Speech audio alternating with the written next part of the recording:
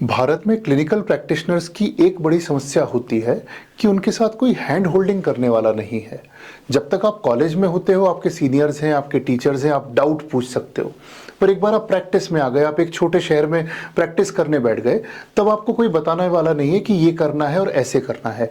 ऐसे में कोई अजीब सा मरीज आ जाए, कुछ पहचान में नहीं आए, तो क्या करें? क्लिनिकल गुरुजी पे हमारा उद्देश्य यही है कि हम डॉक्टरों के क्लिनिकल स्किल्स को इम्प्रूव करें और उन्हें हैंड होल्डिंग करके एक बेटर डॉक्टर में कन्वर्ट करें, क्योंकि अगर डॉक्टर्स बेटर होंगे तो ओवरऑल इंडिया का हेल्थ केयर इम्प्रूव होगा। इसी सिलसिले में हमने इस साल से एक नई सीरीज स्टार्ट की है जिसको हम कहते हैं आस्क मी एनीथिंग। इसमें हम एक विशेषज्ञ को बुलाएंगे और उनसे सवाल पूछेंगे जो आपके सवाल होंगे। हम आपके सवाल इनवाइट करते हैं, फिर उन सवालों को हम एक स्पेशलिस्ट से पूछते हैं और आपके डाउट्स को क्लियर करने की कोशिश करते हैं। और एक इंटरेस्टिंग बात कि ये संवाद दो विशेषज्ञों के बीच में होता है, मतलब गुरु और शिष्य दोनों ही सब्जेक्ट के स्पेशलिस्ट हैं। इसमें फायदा ये होता है कि शिष्य सही प्रश्न पूछकर गुरु से वो उत्तर भी निकलवा लेता है जो शायद एक आम आदमी मिस कर देता। तो इसी सिलसिले में हमने इस बार डर्मेटोलॉजी का ये आस्क मी एनीथिंग रखा है। इसमें डॉक्टर राहुल नागर जो हमारे यहाँ डर्मेटोलॉजी का कोर्स पढ़ाते हैं वो, और डॉक्टर आकाश जो कि खुद भी एक डर्मेटोलॉजिस्ट हैं, इन दोनों के बीच का संवाद है। क्वेश्चंस वो हैं जो हमने लोगों से कलेक्ट किए थे। तो इसकी एक छोटी सी झलकी आपको दिखा रहा हूँ। कुछ एक 15-20 मिनट का वीडियो है जिसमें फंगल इन्फेक्शन से और अर्टिक एरिया से रिलेटेड बहुत सारी डाउट्स को क्लियर किया गया है। इसे देखिएगा और बताइएगा कि हम ऐसे और किन टॉपिक्स पर कर सकते हैं। चलिए देखते हैं। सर, अपने पास एक फोटो आई थी, उससे रिलेटेड बहुत सारे क्वेश्चंस थे, तो हमने सबको कंपाइल कर दिया है। उसमें फोटो में एक फोटो आई थी सर, उसमें लीजन तो आपका आज डर्मेटोलॉजी में आपने इतना अच्छा बता दिया है कि अब लीजन पे जाना तो मुश्किल नहीं होगा शायद सबके लिए। तो डायग्नोसिस एक बार कमेंट बॉक्स में अगर लिखकर बता दें लोग तो अपन आगे बढ़ जाए। हिस्ट्री में दे देता हूँ। हिस्ट्री में patient presented with itching since 45 days है और ट्रीटमेंट मैंने बता दिया, तो डायग्नोसिस का अब इतना महत्व रहा नहीं। बिल्कुल सही, फंगल इन्फेक्शन आपने डायग्नोस कर ही लिया होगा। पर इस पेशेंट को ट्रीट करा गया है टॉपिकल क्लोट्रिमजोल से और capsule itraconazole 200 mg BD for 20 days. तो उसके बाद सवाल ये था उनका सर कि लीजन रिजॉल्व तो हो गए बट वो रिकर हो गए। तो इसमें सबसे पहला सवाल मेरा ये रहेगा सर कि जो ट्रीटमेंट दिया गया है अपने डॉक्टर द्वारा इनको इट्राकोनाजोल 200 mg BD, क्या ये सही है या इसके अलावा कुछ देना चाहिए? ऑफ कोर्स ये आइट्राकोनाजोल में हमेशा शुरू करना चाहता हूँ 100 मिलीग्राम BD से। मैं मान के चल रहा हूँ कि 60 kgs का ये इंसान है और बाकी कोई कॉम्प्लिकेशंस नहीं है, तो ऐसे पेशेंट को आइट्राकोनाजोल का 100 मिलीग्राम BD कोर्स सफिशिएंट होता है। क्योंकि आइट्राकोनाजोल एक अटपटा ड्रग है इस मामले में। अगर आप उसको 200 मिलीग्राम देंगे तो उसका मेटाबॉलिज्म बढ़ जाएगा, तो at the end of the day आप 400 मिलीग्राम खिला रहे हो या 200 खिला रहे हो, अल्टीमेटली उसके बॉडी में उतना ही आइट्राकोनाजोल रहेगा। तो ये आइट्राकोनाजोल के साथ शायद तुम्ही ने पढ़ाया भी आइट्राकोनाजोल का डर्मा कोर्स में कि ये इस तरह का मेटाबॉलिज्म होता है, तो हमेशा 100 मिलीग्राम BD लेना चाहिए। फिर क्लोट्रिमाजोल बहुत पुराना ड्रग हो गया है, हो सकता है कि उसका रेजिस्टेंस आ रहा हो, इसलिए भी ये हो रहा है। तो मेरे हिसाब से ये ट्रीटमेंट में फ्लॉ ये है कि पहला तो आइट्राकोनाजोल प्रॉपर डोज में दें हम 100 मिलीग्राम BD फॉर कितना दिन दिया है 20 डेज के लिए दिया है। तो एक तो ये प्रॉब्लम है कि 100 मिलीग्राम BD जो है वो 20 डेज के लिए नहीं, कोशिश करना चाहिए कि 4 वीक्स तक दी जाए। अब 4 वीक्स तक क्यों? क्योंकि बेसिक जाते हैं। एक इसके पीछे जाओ, पहले वाला फोटोग्राफ। हाँ, पहले तो इसको डायग्नोसिस को समझें कि डायग्नोसिस हमने ये क्यों किया। फंगल इन्फेक्शन, एक तो साइट, जो भी वार्म और वेट साइट्स होती हैं जहाँ पे थोड़ी सी गर्मी रहती है, शरीर में नमी रहती है, वहाँ पर फंगल इन्फेक्शन होने का खतरा ज़्यादा रहता है। पर सेम फोटो अगर आप देखोगे तो ये सोराइसिस का भी पिक्चर बन सकता है। सेम फोटो हम देखेंगे तो ये पिक्चर आपको हैंसन डिसीज़ या कुष्ठ रोग का भी हो सकता है। और इरिदमा, एनुलर इरिदमास बोलते हैं, उसमें काफ़ी चीज़ें आती हैं। इरिदमा मार्जिनेटम भी आता है, गायरेट रिपेंस भी आता है, ऐसी बहुत सारी चीज़ें रहती हैं। पर अगर हम जनरल प्रैक्टिस की बात करते हैं तो हमें इसको एटलीस्ट 3 डिसीजेज में इसमें रूल आउट करना अपने को आना चाहिए। पहला तो फंगल इन्फेक्शन। फंगल इन्फेक्शन का क्लासिकल जो लीजन है वो होता है एन्युलर प्लाक, यानी छल्ले के जैसा रहता है और उसमें स्केलिंग रहती है। जैसे कि बॉर्डर पे आप देखोगे स्केलिंग है, स्केलिंग मतलब चमड़ी थोड़ी थोड़ी सी निकल रही है और ये सेंट्रल क्लियरिंग होती है। जब आप पेशेंट से पूछोगे तो बताएगा कि धीरे धीरे धीरे ये बढ़ता जाता है, फैल रहा है वो छल्ला, और बीच में स्किन आप देखो बिल्कुल नॉर्मल है। तो ये इसका कैरेक्टरिस्टिक होता है कि एन्युलर स्केली प्लाक और उसमें सेंट्रल क्लियरिंग। दूसरा क्लू यहाँ पे आ सकता है कि इसको ईचिंग अगर हो रही है तो वो इसका क्लू हो जाएगा। तीसरा साइट का क्लू आ जाएगा, तो उसके कारण, क्योंकि जांघों पर पुट्ठों पर इन्हीं जगहों पर ज़्यादा होती नमी के कारण, तो एक क्लू हो जाएगा। दूसरा हम इसमें सोराइसिस का भी, क्योंकि सोराइसिस भी कभी कभी लोअर पार्ट ऑफ बैक पे होता है, पर उसमें एक तो क्रॉनिक लीजन रहेगा, वो उतना तेज़ी से फैलता नहीं है, इचिंग होती है तो कम होती है, सेंट्रल क्लियरिंग उसमें यूजुअली इतना कॉमनली देखने को मिलता नहीं है, फिर दूसरे एक्सटेंसर्स भी उसमें इन्वॉल्व होंगे, तो ऐसे आप सोराइसिस और फंगल इन्फेक्शन को डिफ्रेंशिएट कर सकते हो। साथ जो हमें फॉलो करना था प्रिकॉशंस को, वो फॉलो नहीं करा, तो इन सारे कारणों से ये रिकरेंसेस सबसे कॉमनली होते हैं। सर आपने टॉपिकल एंटीफंगल की बात करी, टॉपिकल एंटीफंगल में आपने बोला कि क्लॉट्रिमोजोल पुराने हो गए हैं, तो अगर आपकी कोई चॉइस रहे तो आपकी कौन सी मेरी चॉइस रहेगी? करंट चॉइस बेसिकली 3-4 हम उसमें कर सकते हैं। पहला तो सर्टाकोनाजोल है, ललिकोनाजोल है। ललिकोनाजोल को थोड़ा सा और कंफर्टेबल मान लेते हैं, क्योंकि इसको दिन में एक बार ही लगाना होता है, 10 से 15 दिन में ही काम हो जाता है, बाकी की थोड़ा लंबे समय तक करना होता है। और इबरकोनाजोल है, टर्बिनाफिन भी उसी का एक नेफ्टिफाइन नाम से आता है, तो ये भी कर सकते हैं। ये 3-4 मॉलिक्यूल मैं पसंद करता हूँ।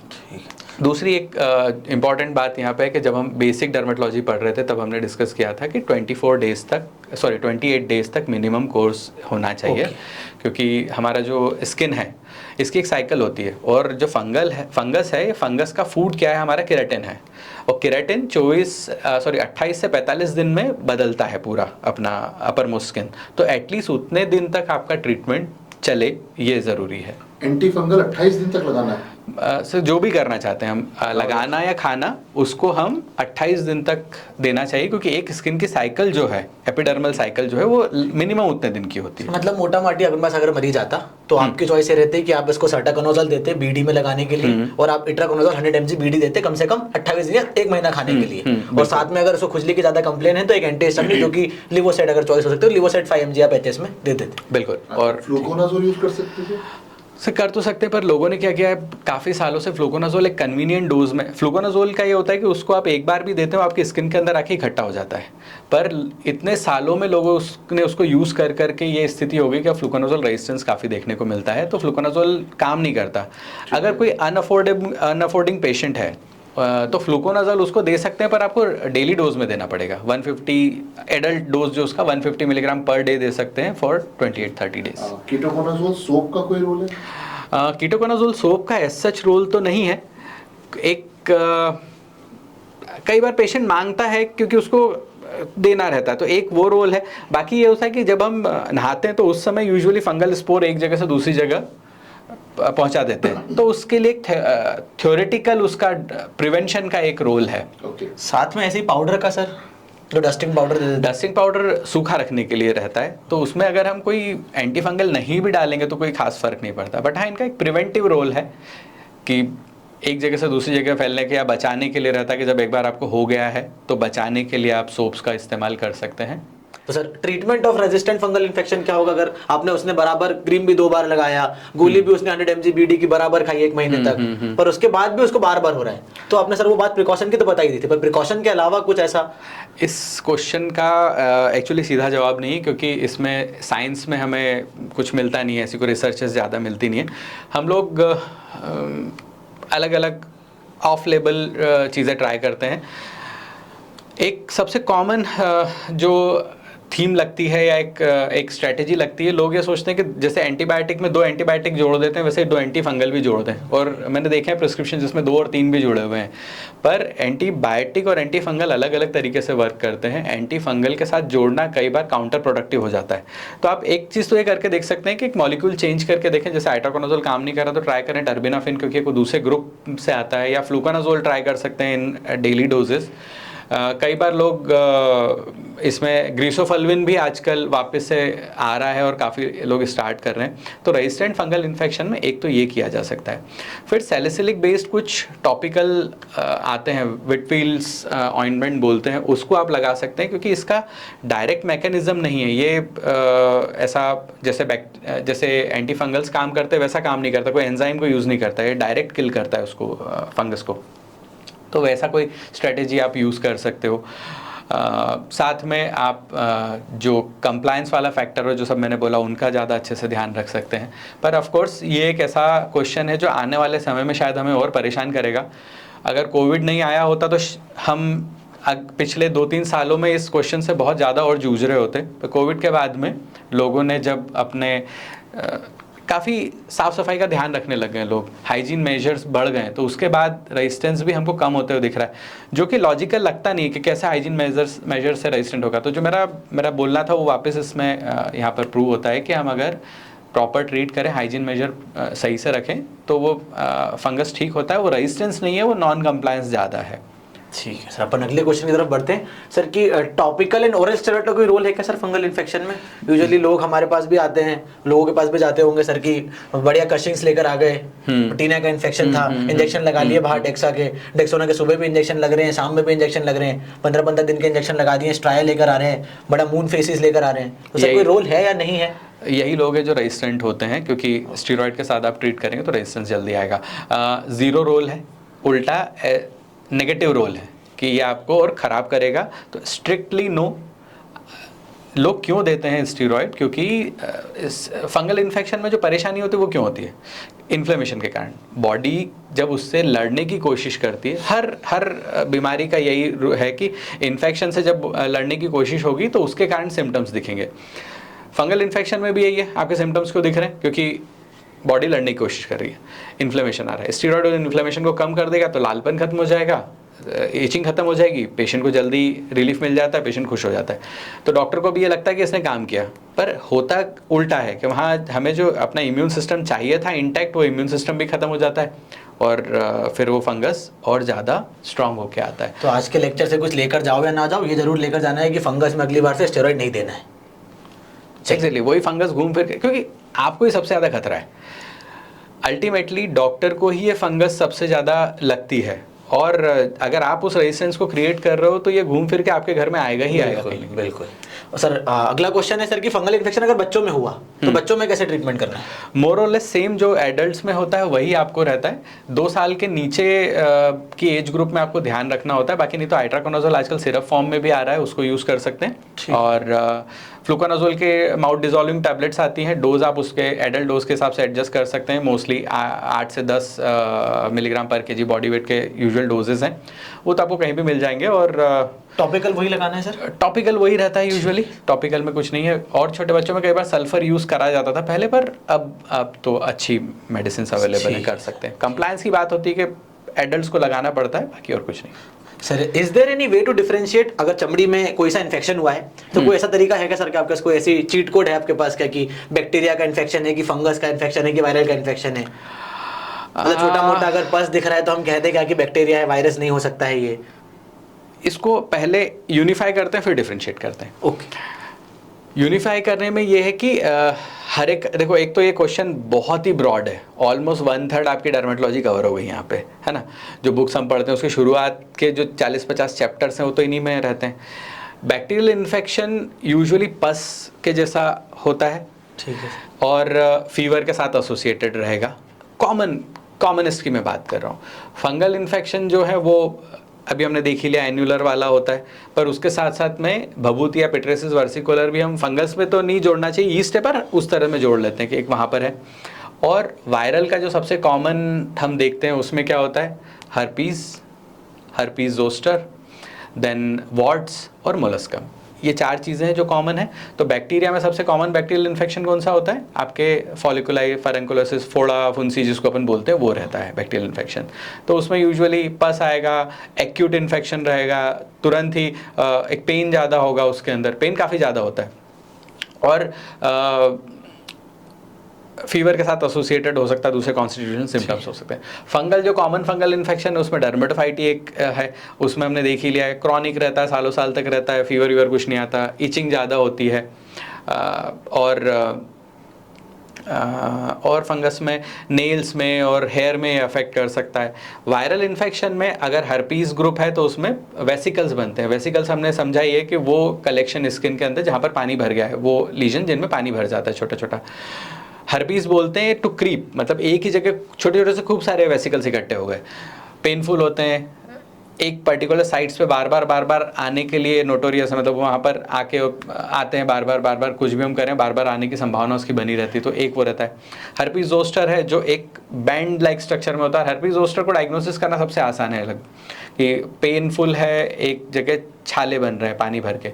तो वायरल इन्फेक्शन अगर हर्पीज ग्रुप का है तो मोस्टली उसमें पानी भर के छाले होंगे, और अगर वॉट है तो वॉट को तो हम सभी जानते हैं, मस्सा जिसको हम सामान्य भाषा में बोलते हैं, वो कहीं पर भी हो जाए। आपको दिमाग अपना खुला इसलिए रखना है कि वॉट आपको सर में भी हो सकता है, मुंह के अंदर भी हो सकता है, नाखून में भी हो सकता है, जेनाइटल एरियाज में भी हो सकता है, कहीं पर भी हो सकता है। तो एक वे तो नहीं है, कोई चीट कोड नहीं है यहाँ पे कि जिससे हम उसको डिफरेंशिएट कर सकें, बट वही कहानी है। सर मतलब मोटा माटी पस ये बुखार जो- बैक्टीरिया, खुजली हाँ। ज्यादा है फंगस, और हाँ। अगर ज्यादा पानी वाला छाला है, जलन है, एक डर्माटोमा है, हर्पीज जोस्टर, तो हर्पीज मोस्ट कॉमनली वायरल, ऐसे करके अपन डिफरेंशिएट कर सकते हैं। एग्जैक्टली सेल्फ रिजॉल्विंग जो होते हैं वो वायरल होते हैं, बैक्टीरियल एक्यूट होते हैं, फंगल थोड़ा सा लंबे समय तक चलते हैं। ठीक सर, अब शायद पब्लिक भी कह रही होगी कि बस करते हैं अपन टीनिया वाले क्वेश्चन से। अपन ने जितना भी टीनिया पढ़ा और बाकी सारी चीजें जो है अपन ने सबका रस निचोड़ के डर्मेटोलॉजी कोर्स में पूरा रख रखा है, तो आप वहां जाके रेफर कर सकते हैं। हाँ भाई, तो अगर अभी तक का ये वीडियो पसंद आ रहा है तो ऐसे मेरी ऐप पर ढेरों वीडियोस हैं। मैं अपनी ऐप पर हर हफ्ते एक लाइव क्लास करता हूं जो डॉक्टरों के लिए होती है, और जिसमें उनसे रिलेटेड एक कोई ना कोई कॉमन टॉपिक डिस्कस होता है। उस कोर्स का नाम है मेडी फ्राइडे, और ये फ्री में अवेलेबल है मेरी मोबाइल ऐप पर। तो आपको नीचे के लिंक से जाके मेरी मोबाइल ऐप डाउनलोड करनी है, क्लिनिकल गुरुजी की। अब तक उसके 1.25 लाख से ज़्यादा डाउनलोड्स हैं। आपको डाउनलोड करनी है और उसमें मेडी फ्राइडे ज्वाइन करना है, जिसमें आपको इस तरह के लेक्चर्स रेगुलरली मिलते रहेंगे।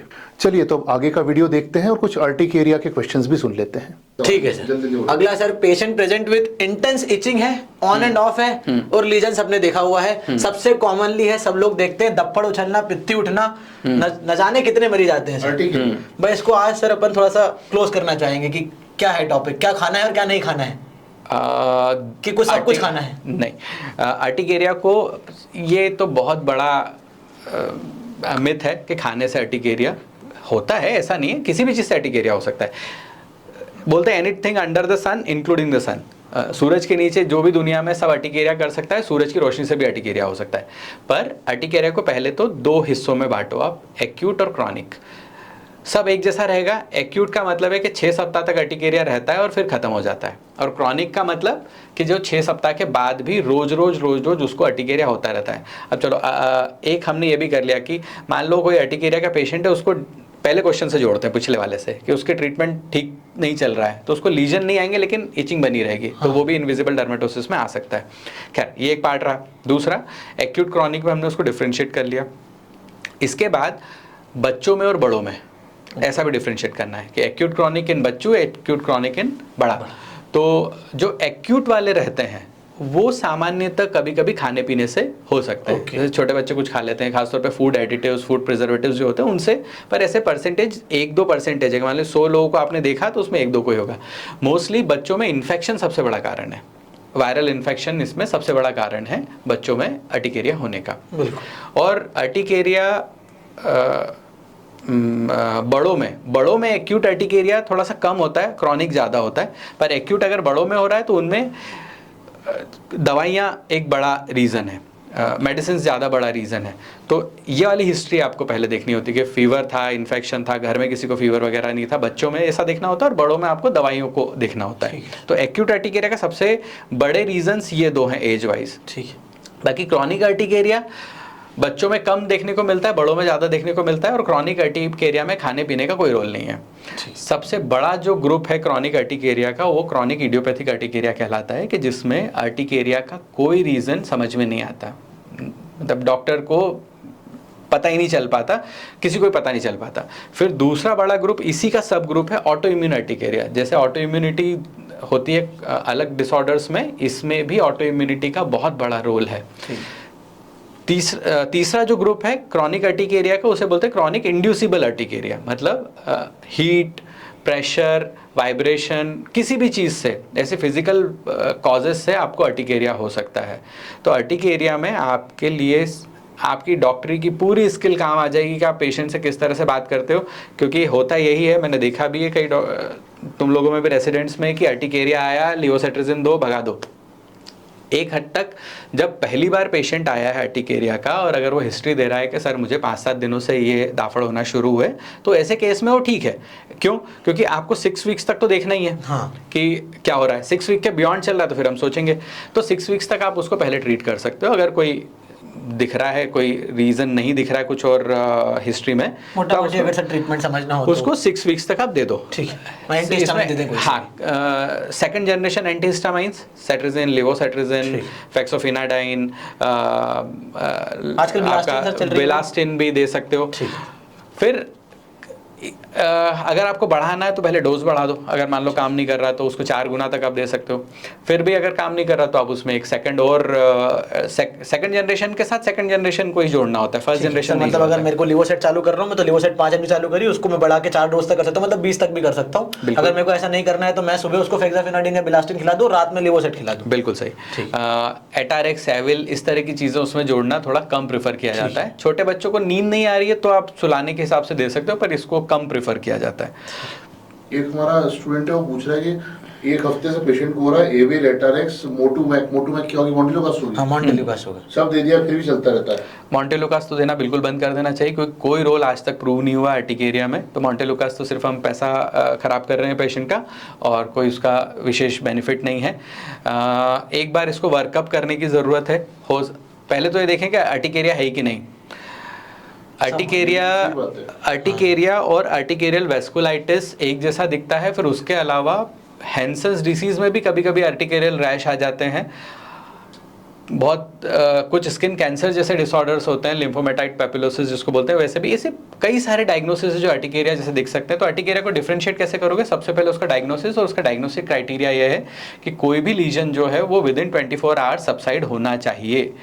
इचिंग होती है उसमें, स्किन में स्वेलिंग होती है, 24 घंटे में सबसाइड नहीं हो रहा है, इचिंग नहीं हो रही है, और सडन ऑनसेट होना चाहिए, इवानेसेंट होना चाहिए, मतलब एकदम से आया और एकदम से खत्म हो गया। अगर ये कैरेक्टरिस्टिक्स वो फुलफिल नहीं कर रहा है तो देन ये कुछ भी हो सकता है, सीरम सिकनेस भी हो सकता है, और एनाफाइलेक्टिक जो अर्टिकेरियाज हैं वो भी हो सकते हैं, और जानलेवा भी हो सकते हैं। तो इसलिए अगर इन सब से बिल्कुल नहीं रिस्पॉन्ड कर रहा है तो एक बार किसी और बड़े ज्ञानी को दिखवा लो। एग्जैक्टली एक बायोप्सी ले सकते हैं, हो सकता है अर्टिकेरियल। क्यों करें? हाँ, अर्टिकेरियल वेस्कुलाइटिस से 7 दिन से अगर सबसाइड नहीं हुआ मतलब वो अर्टिकेरिया तो है नहीं, वो अर्टिकेरिया है ही नहीं। Think about something else. Albendazole खिलाने से ठीक होगा? अल्बेंडाजोल की भी वही कहानी है जो हम फूड के साथ सोचते हैं। पेट के कीड़े हर इंडियन के पेट में होते ही हैं, और उसका प्रिवलेंस ऐसा है कि 5 से 6% लोगों में, छोटे बच्चों में प्रूव हो पाएगा उनके अर्टिकेरियाज इसके कारण होते हैं, ज़्यादातर नहीं। अल्बेंडाजोल देने में बुराई नहीं है, पर ऐसा एक्सपेक्ट मत करो कि तो मतलब एक स्टेट डोज दे दें सर, पर जरूरी नहीं है कि उससे सही हो जाए। स्टेट डोज आपको देना है तो उसके भले के लिए दे दो, पर ये सोच के मत दो कि अर्टिकेरिया ठीक हो जाए। ठीक ठीक सर, मतलब आज सबसे पहले तो ये अर्टिकेरिया की डिस्कशन के बाद मैं ये बताना चाहूँगा कि मैंने अपनी आधा जीवन काजू नहीं खाया।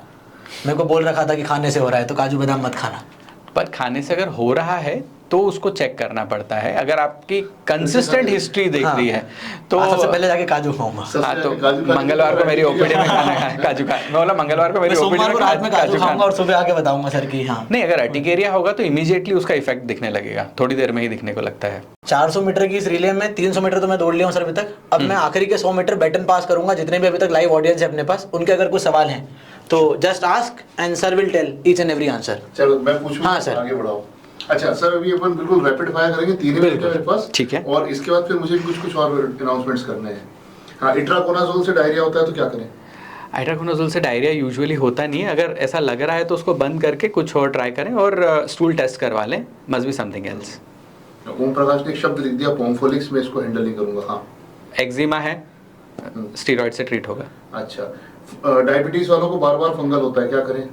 डायबिटीज़ के साथ फंगस नहीं होता, डायबिटीज़ के साथ कैंडिडियासिस बार बार होता है। फंगल इन्फेक्शन का डर्मेटोफाइट का इतना ज़्यादा नहीं है। कैंडिडियासिस होता है जो स्पेसिफिक साइट्स में होगा, जैसे जेनाइटल लीजन्स में मोस्टली होता है। डायबिटीज़ को कंट्रोल करें और केटाकोनाजोल और फ्लूकोनाजोल से ये रिस्पॉन्स कर जाता है। अच्छा, बच्चों में ग्रीसोफुल्विन डोज? बच्चों में ग्रीसोफल्विन नहीं दे तो ज़्यादा अच्छा है। अब ज़्यादा अच्छी प्रोडक्ट्स अवेलेबल हैं, जैसे आइट्राकोनाजोल है, फ्लूकोनाजोल है। एडल्ट डोज का वेट के हिसाब से एडजस्ट कर दें। 3 क्वेश्चंस का आंसर मैं दूंगा। एक क्वेश्चन है लाइकेन प्लेनस, दूसरा क्वेश्चन है सोरियासिस हाउ टू ट्रीट, तीसरा है मैनेजमेंट ऑफ सोरियासिस और चौथा है विटिलिगो के बारे में बताएं। ये सारी चीजें बहुत डिटेल में पढ़ाएंगे, घंटों घंटों पढ़ाएंगे। डर्मेटोलॉजी कोर्स पे जाओ, एक बार फिर से रिवाइज करो, मिलेगा। हाँ, अब फिर से लाइपोमा का यहाँ डर्मेटोलॉजी से कोई रिलेशन नहीं है। टीनिया इनकॉग्निटो का ट्रीटमेंट, टीनिया इनकॉग्निटो का ट्रीटमेंट सबसे पहले स्टीरॉयड बंद करें। टीनिया इनकॉग्निटो होता क्या है मैं बता देता हूँ जिनको नहीं पता है। टीनिया को डायग्नोस करने का भी हमने देखा सेंट्रल क्लियरिंग, स्केलिंग और रेड एनुलर प्लाक।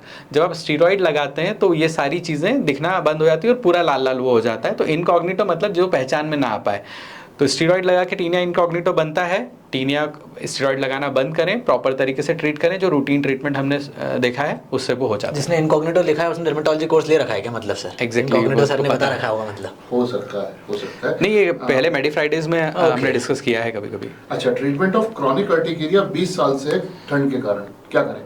ठंड के कारण ऐसा कह रहे हो? ओके, ठंड में होता होगा ये, कारण शायद पता ठंड में दो तरह से हो सकता है। एक तो कोल्ड एग्लूटिनिन अर्टिकेरिया होता है जो एक बहुत ही सीवियर डिसऑर्डर है, कई बार कैंसर से भी जुड़ा हुआ रहता है। ऑफकोर्स 30 साल से तो ये नहीं होगा। कोल्ड में अर्टिकेरिया हो रहा है तो ये टेम्परेचर के कारण अगर है तो ऑब्वियसली वार्म रह के ठीक हो जाना चाहिए। दूसरा स्ट्रेटेजी हम ये लगा सकते हैं कि विंटर शुरू होने के पहले ही लिवोसेट्रिजिन या कोई भी क्लास 2 एंटीहिस्टामाइन उनको देना शुरू कर दें। विंटर में दे दें, बाद में बंद कर दें, जो सबसे सेफ, इफेक्टिव और कॉस्ट इफेक्टिव तरीका है। एक अगर आईजी लेवल्स बढ़े हुए हैं, आप ओमालिजुमेब भी ट्राई कर सकते हो कि विंटर के टाइम में उसको ट्रीट कर दें, पर ओमालिजुमेब काफ़ी महंगा होता है। एक तो 10 से 10.5-12 हज़ार का एक इंजेक्शन आता है, उसका एक्चुअल डोज एडल्ट में 300 यूनिट्स का है, तो वो करीब करीब और 4 महीने तक देना है। ड्राइनेस का कोई रोल सर उसमें? खुजली हो रही है अगर खुजली को अर्टिकेरिया मान रहे हैं तो, पर मैं मान के चलता हूँ कि अर्टिकेरिया के लीजन देखे होंगे। ठीक है। टीनिया वर्सिकलर में बेस्ट ड्रग क्या है, फ्लूकोनाजोल या टर्बिनाफेन? फ्लूकोनाजोल। टीनिया कैपिटिस में ग्रिसोफल्विन यूज करना है? टीनिया कैपिटिस में ग्रिसोफल्विन, हाँ अच्छा रोल है उसका, पर अगर रिस्पांस नहीं मिल रहा है तो तुरंत चेंज करके और फ्लूकोनाजोल या आइट्राकोनाजोल पे आ जाए। अब सुमित पूछ रहा है फ्लूकोनाजोल का टैबलेट का डोज बता दीजिए, ये तो वैसे गूगल पे मिल जाता। एनीवे चलो। हाँ, और डोज के लिए आपको वेट भी चाहिए, फिर बाकी चीज़ें भी चाहिए, तो मैं सोचता हूँ कि गूगल पे देख लेना ज़्यादा अच्छा है, या कोर्स में भी ये पढ़ाया है मैंने, फ्लूकोनाजोल पढ़ाया हुआ है। प्रेगनेंसी में इट्राकोनाजोल दे सकते हैं क्या? अब आइट्राकोनाजोल का स्टेटस चेंज हो गया है तो of course you can give, पर fluconazole is better. Sorry, pregnancy में टर्बिनाफेन, लैक्टेशन में फ्लूकोनाजोल। 1 साल से छोटे बच्चे में फंगल का ट्रीटमेंट टॉपिकल। ठीक है। टीनिया वर्सिकुलर का बेस्ट ट्रीटमेंट?